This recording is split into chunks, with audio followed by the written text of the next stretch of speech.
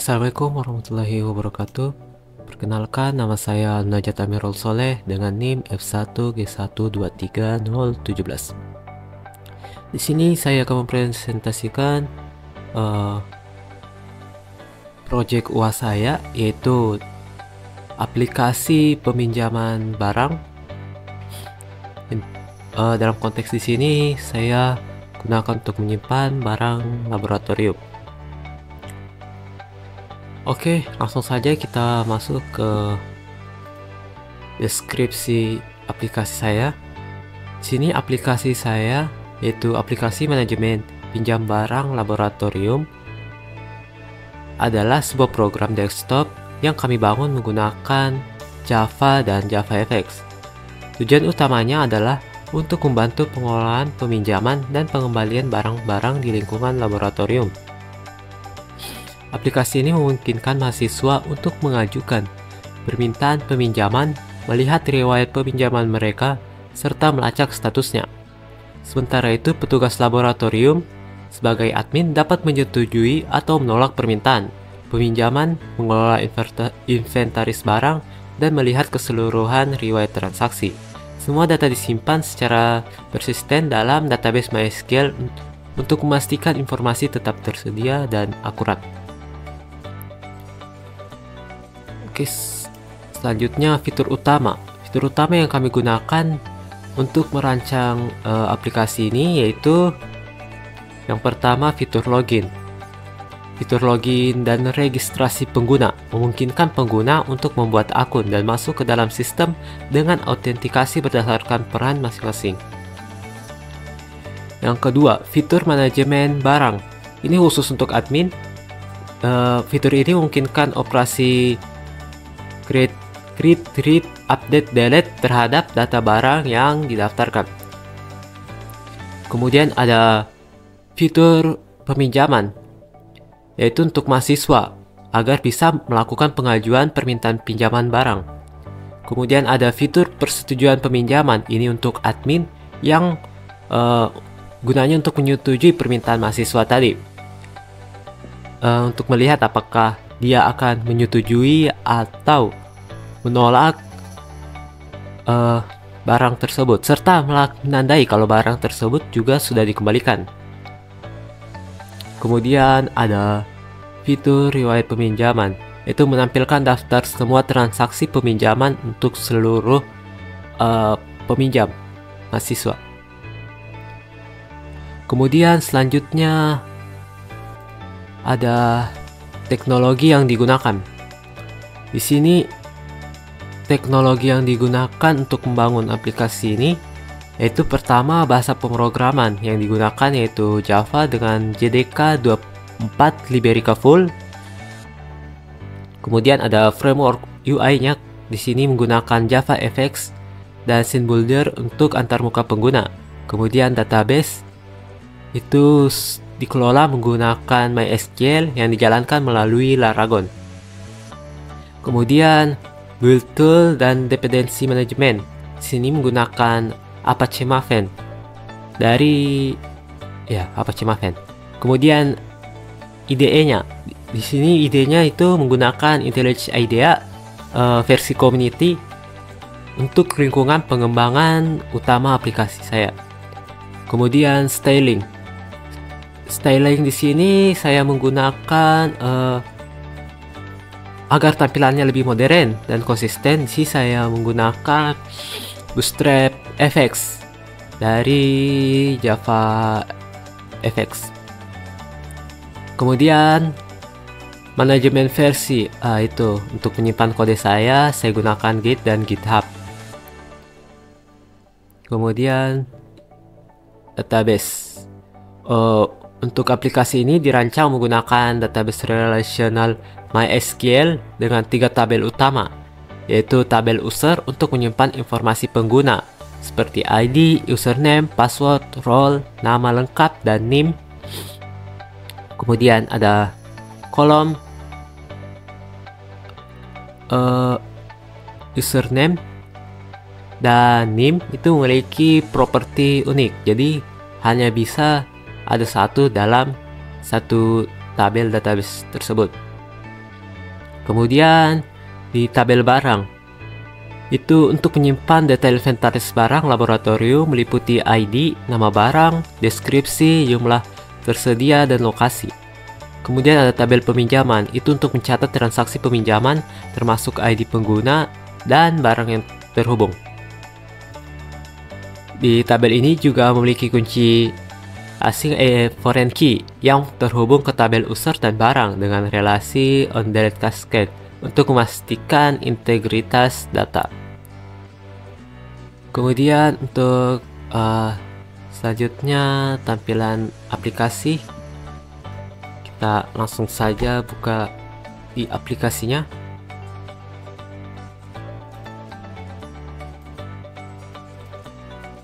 Di sini pertama tampilan login aplikasinya seperti ini. Kemudian kalau kita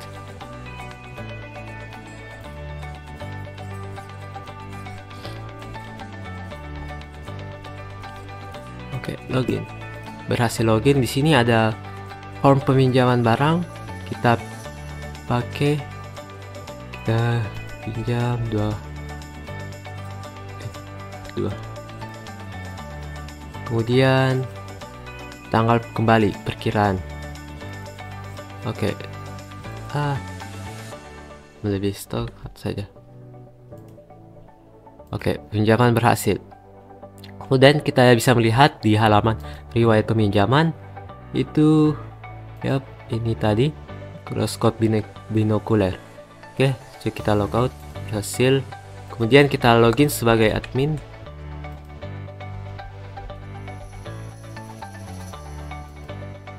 Nah, di sini admin bisa melakukan tambah barang.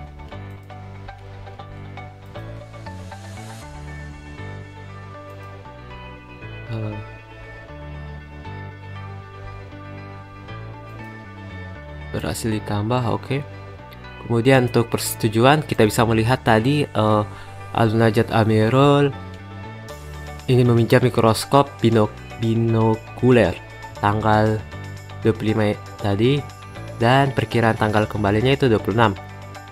Kita setujui. Kemudian kita bisa juga melakukan ini statusnya dikembalikan. Pilih peminjaman daya untuk dikembalikan. Ini dikembalikan. Di sini tuh kita gunanya agar barang tadi stoknya akan nambah kembali ketika dikembalikan. Baru saja sedang diperbarui. Logout. Ini untuk halaman register, ini bisa daftar sebagai mahasiswa. Itu saja untuk halaman dari aplikasi ini. Selanjutnya masuk di konsep PBO, pewarisan.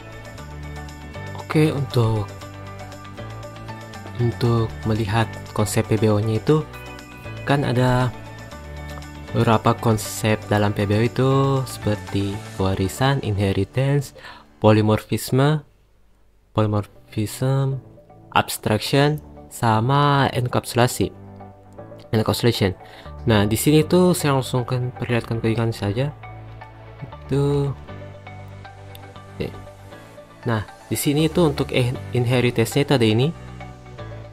Jadi di sini dapat dilihat bahwa kelas utama yaitu kelas app ini mewarisi fungsionalitas dari kelas application yang disediakan oleh JavaFX. Kemudian dengan melakukan extend application ini, kami dapat memanfaatkan semua fitur dasar dari siklus aplikasi JavaFX tanpa harus menulisnya dari awal lagi. Ini contoh fundamental dari pewarisan di level framework. Kemudian untuk polymorphism, kan di polymorphisme itu dia menggabungkan beberapa kelas ke dalam satu kelas untuk digunakan dalam satu kelas. Oke, di situ di login controller kan di sini kita ada meminta ini. Di sini kan ada meminta load dashboard.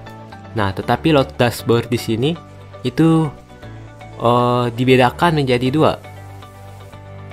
Dia akan meminta load dashboard. Di sini dia akan meminta tadi berdasarkan usernya, user dan role-nya, supaya di sini kan nanti di sini di page halaman tampilannya itu kan ada dua, untuk student dan untuk admin. Jadi dipisahkan berdasarkan bagaimana user get role, tetapi tetap diambil dua. Jadi dua kelas itu dipanggil di dalam kelas ini untuk digunakan. Oke, itu untuk polymorphism. Kemudian untuk enkapsulasi. Oke, di sini itu gunanya enkapsulasi kan untuk membungkus data supaya tidak bisa diakses langsung. Itu dia pakai private ini. Kemudian untuk memanggilnya kita tinggal di sini. Panggil fungsi ini. Jadi dia memanggil fungsi untuk mendapatkan atribut ini. Variabel ini, variabel. Kemudian selanjutnya untuk abstraksi. Di abstraksi itu di sini kan tujuan digunakan abstraksi, yaitu agar ketika kita pemeliharaan ini bisa kita lihat di bagian yang penting-pentingnya saja, seperti di sini, seperti user authenticate. Jadi kita tinggal manggil nanti authenticate ini di dalam controller kita. Jadi tidak perlu kita mengetahui apa isi dari dalam sini untuk memanggil untuk melakukan autentikasi. Abstraksi ini juga memudahkan untuk dilakukannya pemeliharaan. Jadi kita bisa lebih mudah, lebih paham lah bagaimana cara untuk melakukan pemeliharaan aplikasi ini. Kemudian ada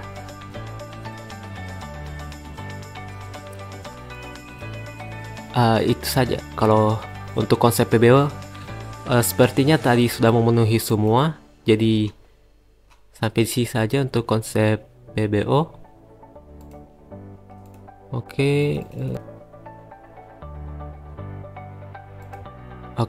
itu saja dari saya. Saya ucapkan terima kasih. Wassalamualaikum warahmatullahi wabarakatuh.